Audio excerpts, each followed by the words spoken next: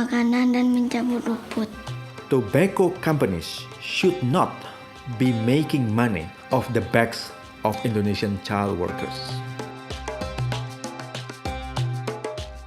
Saya dimarahi oleh orang tetangga, saya sebagai kepala RT saya dimarahi. Ini gara-gara Pak RT ini gini-gini gitu. Iya. Iya. This is how the cigarettes you smoke could be the product of child labor. According to an 13-year-old Mariam is among thousands of children who work in hazardous conditions on farms in the world's fifth biggest producer of tobacco. Oh, ini anak saya, ini ponakan saya yang dua ini belajar merokok, ini terpaksa suruh merokok ini. Oh, aslinya enggak ngerokok? Enggak merokok, anak saya enggak merokok, enggak. Terus sekarang maupun dicek di rumah enggak merokok, enggak. Ini paksaan, ini suruh merokok. Sama anu dah. Bukan orang laki, yang laki itu. Nah ini Umi, ini caranya meti, ini dikasih tahu dulu. Enggak tahu. Ini enggak tahu pernah ikut ke sawah dak. Itu ini waktu rajang. Iya, waktu rajang. Kalau sekiranya seperti ini enggak kasih sama saya dak. Maupun saya enggak mau dak. Ini kan memperjelek-jelekan orang Indonesia ini kan.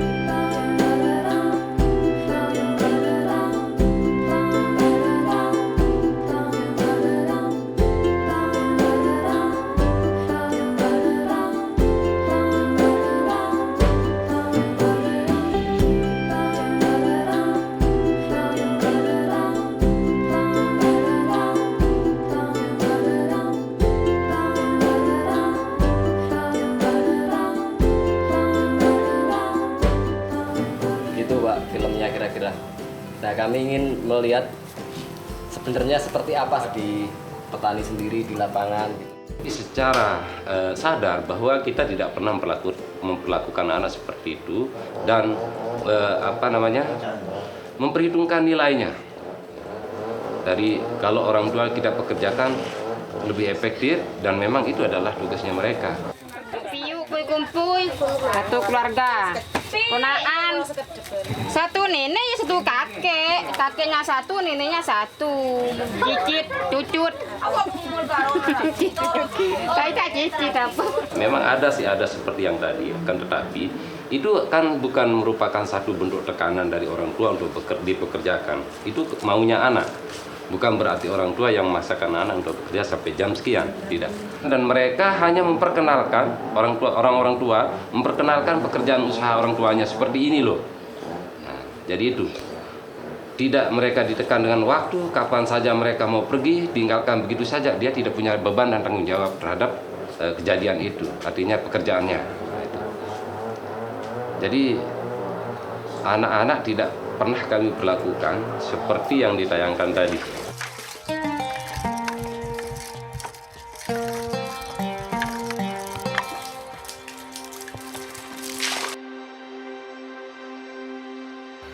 Dan kalau saya paling kecapean kalau lagi nyiram. Karena saya kalau lagi nyiram pengen nimba air terus disiram. Di sini tembakau. Berarti cara nyiramnya itu di sini, bukan di sini. Di sini nyiramnya, jaraknya sekitar 10 cm dari pohon. Ya. Tapi kalau yang saya lihat tadi itu kan disiram dari atas, ya dari pucuknya disiram. Yang tadi itu gambarnya itu. Kalau mupuk? Jaraknya juga sama, dia 10 cm dari pohon. Kalau anak-anak kan tidak mungkin bisa itu. Dia tahu jarak antara pohon yang satu dan pohon yang lain itu. Banyak teknisnya. Teknik lantainya kan kita punya tiang, ini tiang bambu kan. Semua kayak berapa derajat ini anunya. Kemiringannya itu supaya bagus. Daunnya itu rata dia di tempat gantungan itu. Supaya tidak bengkok semua. Kalau lihat di film ini tadi, Kita lihat di film itu kan gini, dia rebah gini. Ini kan caranya salah ini. Isinya kurang, tidak lurus lagi. Pangkal batangnya tidak rapi. Yang namanya tembakau itu sangat unik dan detail. Artinya gini, kalau uniknya beda penanganannya, hasilnya beda. Beda tempatnya, hasilnya juga beda. Detailnya itu dimulai dari olah tanah, pembibitan, di pertanaman atau tanaman di lahan sampai nanti processing. Dengan adanya seperti itu, maka dari petani sendiri itu harus mempekerjakan orang-orang yang profesional. Sebagai contoh gini aja, mungkin yang ada di sini kalau kita belajar untuk bau tembakau yang pas, belum tentu 5 tahun itu bisa. Itu belum tentu. Apalagi anak kecil. We spoke to 100 children working on Indonesian tobacco farm. Mula-mula saya menanam. Setelah menanam, saya menyiram. Dan setelah menyiram, saya memberi pupuk. Nyiram terus jadi ulat. Ya kalau udah tinggi, ya di daunnya diambil. Anak-anak di perusahaan seperti itu kan, ini tidak rasional menurut saya. Tembakau itu harus butuh penanganan yang profesional. Masuk anak kecil di perusahaan seperti itu. Lagian dari grade-grade itu tadi tembakau juga ada klasifikasinya. Nanti ini kelas A, B, C sampai G itu ada. Seperti ini teman saya bilang, kalau itu dilakukan oleh anak-anak, ya bubar ini tembakau. Berjalan. Kencang ini. Iya, kau tuh kelar. Muntah kelar tak sekan. Enggak kencang, enggak jadi. Enggak jadi gulung. Kalau anak kecil itu dengan penanganan seperti itu nanti tembakunya jadi apa kualitasnya? Tembakunya nggak bisa dipakai, Pak. Thousands of Indonesian children, some as young as 8, are cultivating and harvesting tobacco, bought by some of the biggest tobacco companies in the world. Dan menanggapi video ini semacam fitnah bagi petani. Ini kayak dibuat-buat gitu. Di sini tidak ada. Tidak ada sama sekali. Anak-anak di sini semua bebas bermain, belajar. Tidak ada. Kami masih mampu untuk membayar tenaga kerja. Ngapain anak-anak kita suruh kerja? Saya seperti anak saya sendiri kan udah besar aja nggak pernah seperti itu. Kita sebagai orang tua di saat usia sekolah tetap harus sekolah. Kalau kita melihat di sini kita sudah makmur, Pak. Nggak mungkin anak kecil itu dipekerjakan, itu nggak mungkin. Dosa itu. Children who farm tobacco are exposed to toxic pesticides and fertilizers. Ini namanya padi, tapi ini obat namanya.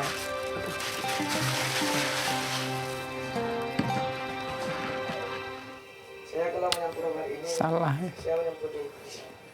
Posat ini bukan obat hama, obat ini malah. Iki digawe berarti ini. Ini obat herbisida ini. Nggak dipakai di sini. Wah, ini obat rumput ini, mati semua pakai itu. Posat itu barusan. Ini dibuat berarti film ini.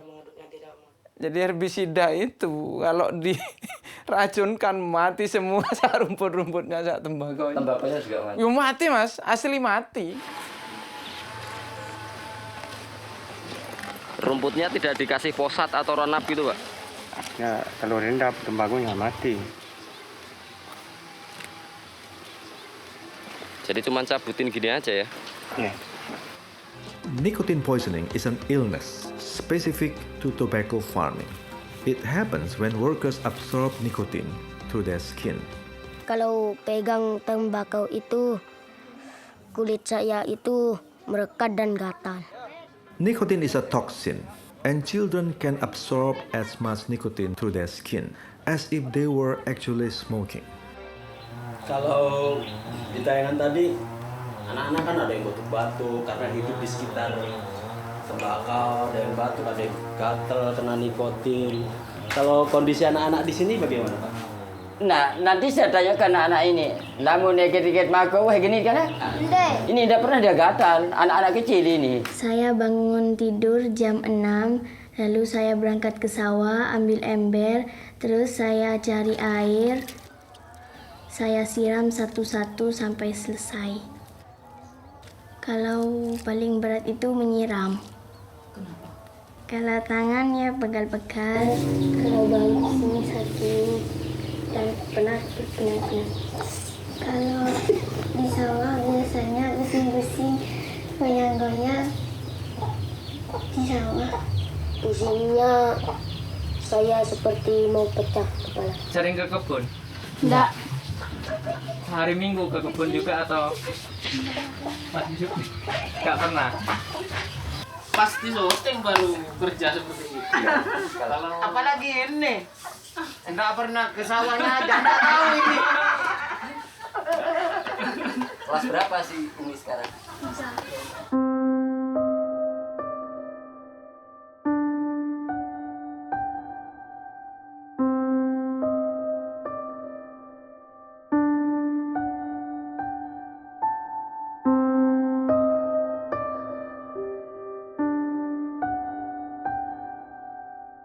Waktu itu kan gini, sebelum diambil gambarnya itu dikasih saran gimana caranya menanam tembakau, waktu nyiram, pengambilan air itu kasih saran dulu. Pastinya itu enggak tahu cara-caranya itu enggak tahu dah. Siapa?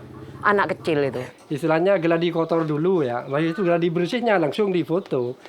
Ya kayak memperlakukan anak kecil, kan sudah barang tidak mungkin sudah. Tapi Bapak nggak tahu kalau hasil filmnya mau dibikin seperti ini? Iya, nggak tahu. Kalau waktu itu dia ngubungi saya, ingin bertemu dengan saya, lalu saya layani, memang dia datang akhirnya empat orang datang ke sini. Terus kita ngobrol-ngobrol. Tujuannya dia hanya ingin membuat ya sebuah penelitian begitu ya, sebuah penelitian tentang tembakau. Nah, yang diteliti apanya? Saya tanya. Ya masalah kegiatan di dunia pertembakauan. Makanya akhirnya dia minta anak-anak. Untuk apa anak-anak? Kan begitu. Dia tanya, akhirnya anak-anak apa ikut terlibat langsung? Kalau saya katakan kemarin, memang kalau di sini jangankan anak-anak, mbah-mbahnya juga ikut terlibat langsung. Saya bilang gitu ya. Selepas sekolah atau hari libur, itu sudah terbiasa anak desa itu membantu kegiatan orang tua.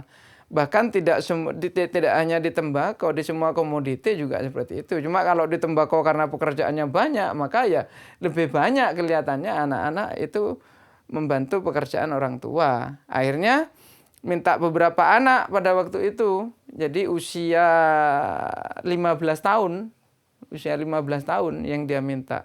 Akhirnya kita carikan juga, ya. Saya carikan anak-anaknya petani, gitu loh. Anak-anaknya petani. Terus itu apa? Saya bilang untuk wawancara begitu.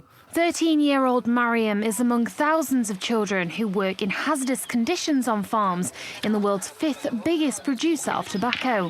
She works with her bare hands on a family-owned farm and suffers from green tobacco sickness and acute nicotine poisoning. She says she feels dizzy, gets aches and gets sick. Mual-mual. Kalau ini kan saya tanya, kemudian sampean jawab. Kalau waktu itu gimana? Dikasih tahu terus siapa? Belum diwawancara itu sudah dituntun dulu. Oh, kalimatnya juga? Dari setiap perkebunan atau setiap daerah yang Mas datangin gitu ya, dari tim HRW datangin, itu memang pasti mereka ada pekerja anaknya? Oh iya, pasti. Pasti, dan mereka selalu ikut, kondisinya ikut dengan orang tua gitu, atau malah ingin bekerja sendiri juga? Oh, kebanyakan bekerja untuk orang tua atau untuk tetangga dalam sistem barter itu ya. Yang punya tembakau ini gantian, tolong menolong. Artinya kalau punya gantian punya orang lain gitu. Yang sekarang giliran siapa? Giliran Bu Tahon.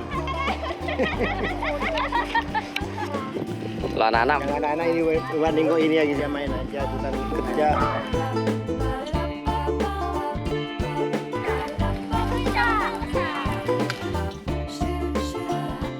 Semuanya itu bagian dari proses pendidikan, proses belajar.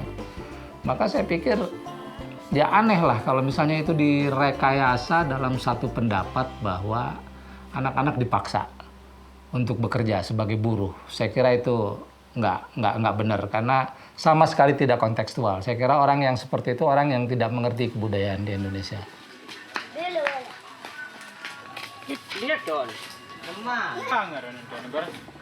Pengetahuan yang turun-temurun itu terjadi dari proses seperti itu. Itulah pendidikannya. Jadi nggak ada orang tua yang ngajarin dengan kuliah, masukin ke kelas, gini loh cara nanam padi, gini cara panennya, nggak ada. Mereka langsung belajar praktek. Itulah pendidikan yang sebenarnya menurut saya. The largest companies operating in Indonesia include 3 national tobacco companies and 2 owned by multinationals. We brought our findings to these companies.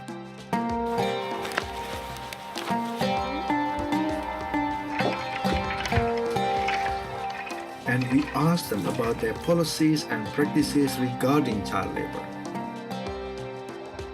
The 2 multinational companies responded and detailed some action they are taking. The Indonesian companies did not respond to our questions. Dalam kaitan dengan konvensi ILO 138 tentang batas minimal itu, jika masih ditemui ada anak-anak yang bekerja di bawah umur 15 tahun, maka itu pelanggaran. Indonesia juga harus mempertanggungjawabkan. Ada nggak langkah-langkah yang harus dilakukan? Sanksinya itu kan bisa sanksi sosial atau sanksi embargo atau opini yang mendorong misalnya lembaga-lembaga donor atau negara-negara donor, udah kurangi aja atau hentikan aja lah bantuan untuk Indonesia misalnya. Tapi kita harus tahu juga apakah memang yang dimaksud di dalam film itu bekerja dalam pengertian anak ini memang tidak memiliki kesempatan atau hak bermain lagi, tidak memiliki kesempatan atau hak belajar gitu ya, pendidikan gitu. Lalu dia bekerja dalam pengertian definisi bekerja sebagai satu usaha profesi gitu. Karena mungkin akan lain Mas ya kalau kita melihat pekerjaan dalam hal ini sebagai bukan pekerjaan tapi sebagai bagian dari pola pengasuhan anak. Jadi harus dilihat di sini konteksnya gitu. Kalau film itu semacam misalnya ada wawancara terus ada praktek-praktek di mana anak-anak melakukan pekerjaan tertentu tapi tidak ada penjelasan bahwa itu adalah ilustrasi, sedangkan yang berperan itu bukanlah anak-anak yang bekerja sesungguhnya, itu sudah manipulasi dan itu sudah salah satu bentuk eksploitasi terhadap anak sebagai alat propaganda yang harus dilawan.